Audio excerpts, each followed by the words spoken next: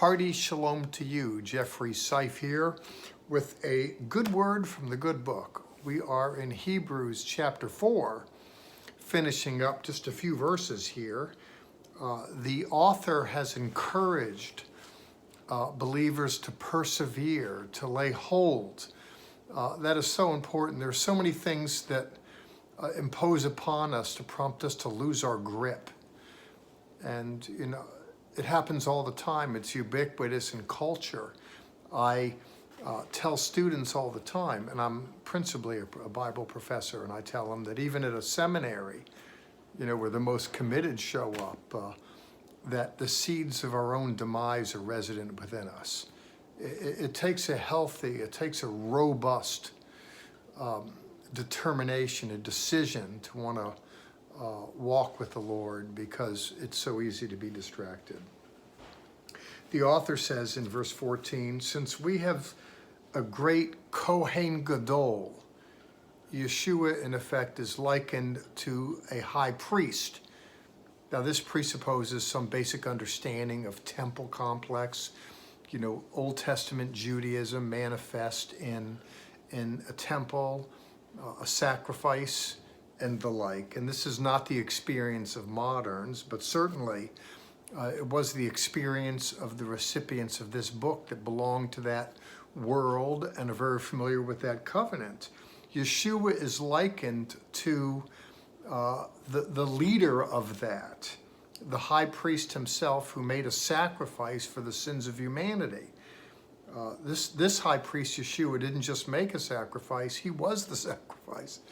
We're told here that we have a great Kohen Gadol, or high priest, and we like to, it's one of those words that was we used the Hebrew transliteration to remind readers it's a Hebrew term, and everyone can go back to the glossary to familiarize yourself. We have a Kohen Gadol that is a high priest who was passed through the heavens, Yeshua ben Elohim, Jesus, the Son of God. That said, he says, let us hold firmly to our confessed allegiance. I believe in an internal locus of control. That is, people make executive decisions, and the outcome of their lives are more determined by the decisions that they make than by whatever church pew they sit in. It is so much that we need to make the right choice and hold firm to it. He says, let us hold firmly to our confessed allegiance, that is, what we ascribe to be true. I remember at a season, this is many years ago, where as a young man in my young 20s, I was just jostled back and forth between tensions and passions that raged within me. I was single and walking with the Lord imposed a burden of celibacy until such time as I was led to the person that would be my mate. And I just, for that and other reasons, jostled around in that. I just wanted to disavow it all. And I turned away and started going to bars and drinking and walking on the wild side a little bit. And I remember just having a personal confrontation with myself, an internal dialogue. I remember to this day. It went something like this: Jeff, you really believe in Jesus, don't you? Yes, I do, because I had an experience with him, was familiar with the born-again experience, and I was reasonably familiar with the biblical texts as well. And it already had left an indelible mark on me. It was, Jeff, do you believe in this stuff? And the answer was yes. Then it was, shouldn't you live a life that's congruent with what you hold to be true, even if it's difficult? And the answer to that was yes. And subsequent to that, I got down on my knees and rededicated my life to the Lord, that irrespective of whatever difficulties I was experiencing at the moment, I wasn't going to disengage there and after. I don't want to say I've walked perfectly since. I have to ask the Lord to forgive me for my trespasses, as we all do, but I hadn't backslidden.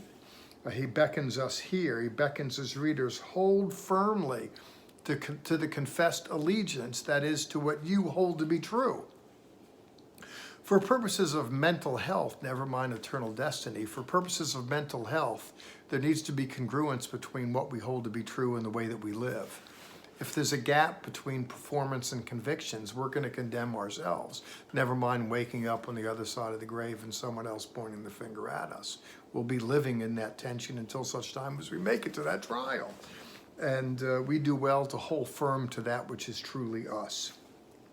He goes on to say in verse 15 that we do not have a Kohen Gadol who is unable to sympathize with our weaknesses. That is, the Lord himself understands, because he himself was shackled with an earth suit as well, and understands the temptations that go along with. But he didn't lose his grip as he found himself amidst the turbulence of his own trying times. He doesn't hold that over us that he's perfect. The author here, the point isn't, well, he did it, why can't you? The point is that he understands. Therefore, in verse 16, let us draw near to the throne of grace. It's not a place of execution. There's a throne of grace that we may receive mercy and find grace ourselves for help in time of need.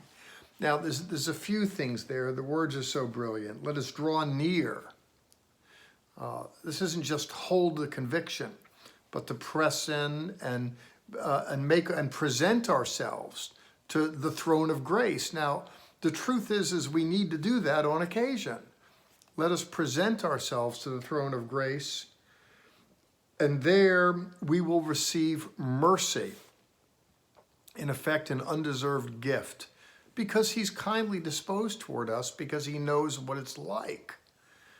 I might say in my career in law enforcement, I run upon people with drugs and the like, and I give them a break all the time. Why? Because I used to get high and all that myself. Before I came to know the Lord, I'm not minded to take people to jail on little drug charges, juveniles. I've given them breaks all the time. Oh, thanks, man. To walk away, what a cool cop. There are people that need to go to jail. I take them to jail. One time a guy had just a little residue on a roach clip, and I took him to jail for possession of drug paraphernalia plus possession of marijuana under 2 ounces. It was just a little bit. He needed to go to jail for other reasons. There were things I needed to throw at him that weren't drug related, that were behavior related. He was out there hell raising, if you will, and causing trouble and the like. So once I got him, I just put everything in the arrest report. But the point here is that God understands that, good people make mistakes, and we can draw near to the throne of grace, and that we can receive mercy. Of course, we're coming to the Lord, and because we're drawing near to him, we're drawing near to him, he draws near to us. We can receive mercy and find grace to help us in our times of need. Well, we do have times of need, quite frankly. I don't walk around showing it. I'm a guy and I'm pretty stout and proud.